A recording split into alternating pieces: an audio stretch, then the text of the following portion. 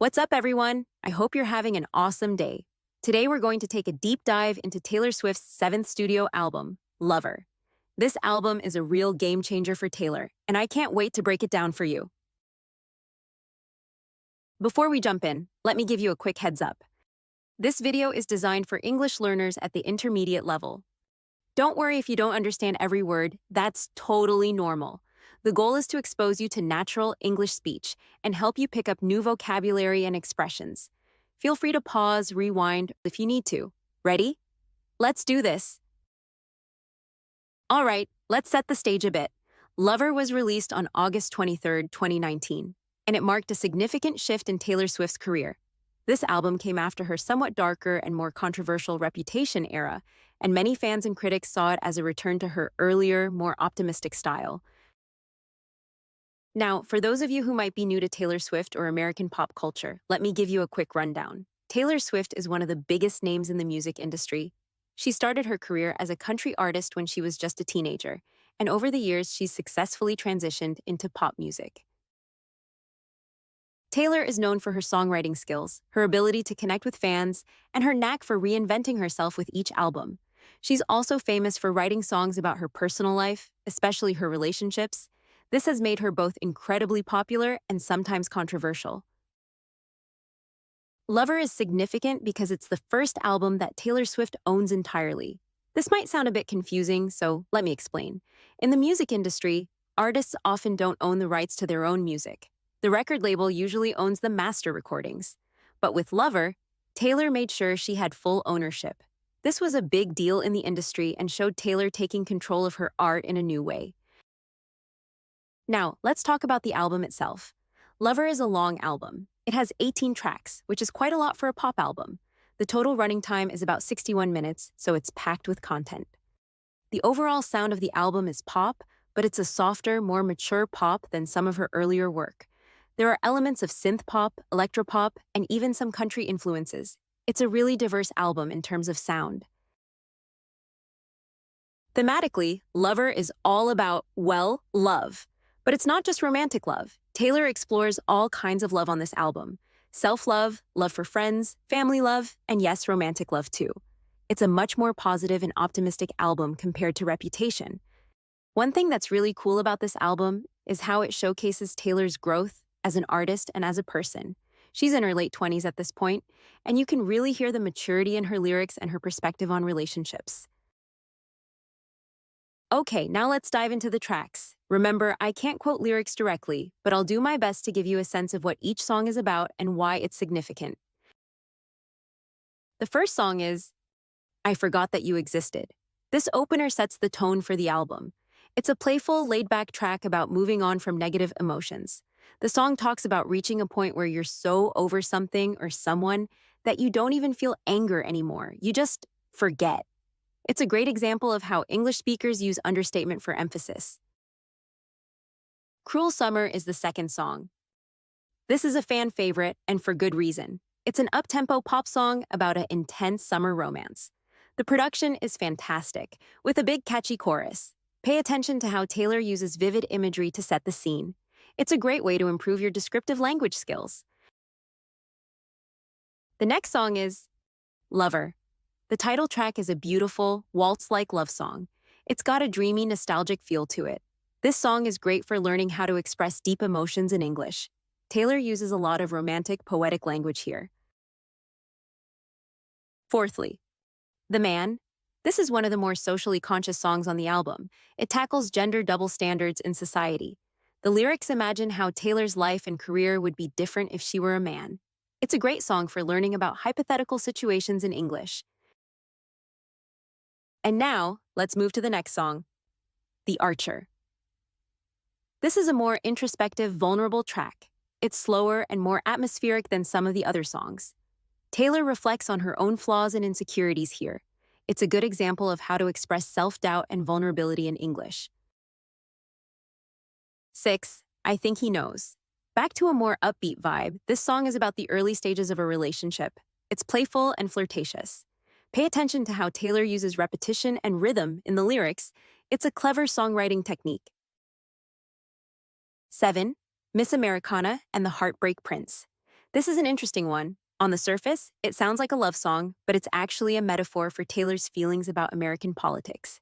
It's a great example of how songwriters use extended metaphors. 8. Paper Rings. This is such a fun, upbeat song. It's got a retro feel to it, almost like a 1950s rock and roll track. The song is about being so in love that you'd marry someone with paper rings. In other words, the relationship is more important than material things. 9. Cornelia Street. This is a more personal, specific song. It's named after a street in New York where Taylor once lived. The song is about the fear of losing a relationship and how places can hold memories. It's a great track for learning how to tell a story through song. 10. Death by a Thousand Cuts. Despite the title, this isn't as sad as you might think. It's an upbeat song about the aftermath of a breakup.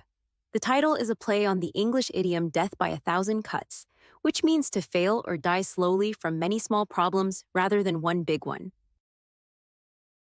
London Boy. This is a fun, lighthearted song about falling in love with someone from a different culture. Taylor references a lot of specific places and cultural things in London. It's a great song for learning about British culture. Soon You'll Get Better, featuring the Dixie Chicks, is the next song. This is probably the most emotional song on the album. It's about Taylor's mother's battle with cancer. The collaboration with the Dixie Chicks, now known as the Chicks, brings in some country influences. This song is a good example of how to express hope and worry in English. The following song is False God. This is one of the more mature, sultry songs on the album. It uses religious metaphors to talk about a relationship. It's a great example of how English speakers sometimes use religious language in non-religious contexts. And now is You Need to Calm Down. This was one of the big singles from the album. It's an LGBTQ plus ally anthem that also addresses online haters. The song is full of pop culture references and slang, so it's great for learning current English expressions. The 15th song is Afterglow. This song is about taking responsibility for your mistakes in a relationship. It's a good example of how to apologize and express regret in English. Me, featuring Brendan Urie of Panic, at the Disco. This was the first single released from the album. It's a very upbeat, self-empowerment anthem. The collaboration with Brendan Urie brings a different energy to the track. Here we go. It's Nice to Have a Friend. This is probably the most unique-sounding song on the album. It's quieter and more experimental, with steel drums and a children's choir. The lyrics tell a story of a friendship that turns into love over time. The final song is Daylight. The album closes with this hopeful, reflective song. It's about leaving behind past struggles and moving into a more positive phase of life. It's a beautiful way to end the album and ties together many of the themes explored in earlier tracks. Now that we've gone through all the tracks, let's talk a bit about the overall sound and production of the album. Lover was primarily produced by Jack Antonoff and Joel Little, with Taylor Swift herself as the executive producer. If you're not familiar with music industry terms, the producer is the person who oversees the recording process and helps shape the sound of the album. One thing that stands out about Lover is its diverse sound. While it's definitely a pop album, it incorporates elements from various genres. You've got the retro rock vibes in Paper Rings, the country influences in Soon You'll Get Better, and even some R&B flavors in False God. The production is generally quite polished and layered, which is typical for modern pop albums. But there are also moments of simplicity, like in the title track Lover, where the focus is more on Taylor's voice and the emotional delivery of the lyrics. Another interesting aspect of the production is the use of space and dynamics. Some songs, like The Archer, have a more atmospheric, dreamy quality. Others, like Cruel Summer or You Need to Calm Down, are more densely packed with sound. Overall, the production on Lover serves to highlight Taylor's vocals and lyrics while creating a sonically interesting and varied listening experience. All right, now let's dive a bit deeper into the lyrics and themes of Lover. As I mentioned earlier, the overarching theme of this album is love in all its forms. One of the most prominent themes is romantic love. Songs like Lover, Cruel Summer, and I Think He Knows explore different aspects of being in love. But what's interesting is how Taylor approaches this theme with more maturity than in her earlier work. She's not just singing about the butterflies and excitement of new love, although that's there too, but also about the comfort and security of a long-term relationship. Self-love is another important theme. Me is the most obvious example of this, but you can see it in other songs too. There's a sense of self-assuredness throughout the album that wasn't as present in some of her earlier work. Taylor also explores love in a broader sense, love for friends, family, and even her country. Soon You'll Get Better is a poignant expression of familial love, while Miss Americana and the Heartbreak Prince uses the metaphor of a romantic relationship to talk about her complicated feelings towards America. Another significant theme is growth and moving on from past difficulties. Songs like I Forgot That You Existed and Daylight bookend the album with this theme, showing a journey from letting go of negativity to embracing a brighter future. Social issues also play a role in the album's themes. The Man addresses gender inequality, while You Need to Calm Down speaks out against homophobia and online harassment. This reflects Taylor's increasing willingness to use her platform to address social issues. Lyrically, Taylor continues to showcase her strength as a songwriter. She has a knack for vivid imagery and clever wordplay. She often uses specific details to make her songs feel personal and relatable. For example, in Cornelia Street, she references specific places and moments to tell the story of a relationship. One thing that's particularly impressive about Taylor's songwriting is her ability to balance between universal themes that many people can relate to and very specific personal details from her own life. This mix of the universal and the personal is part of what makes her songwriting so compelling. When Lover was released, it was met with widespread critical acclaim. Many reviewers praised it as a return to form for Taylor, appreciating its more optimistic tone compared to Reputation. Critics particularly noted the strength of Taylor's songwriting on this album. Songs like Cruel Summer, Lover, and Cornelia Street were often singled out for praise.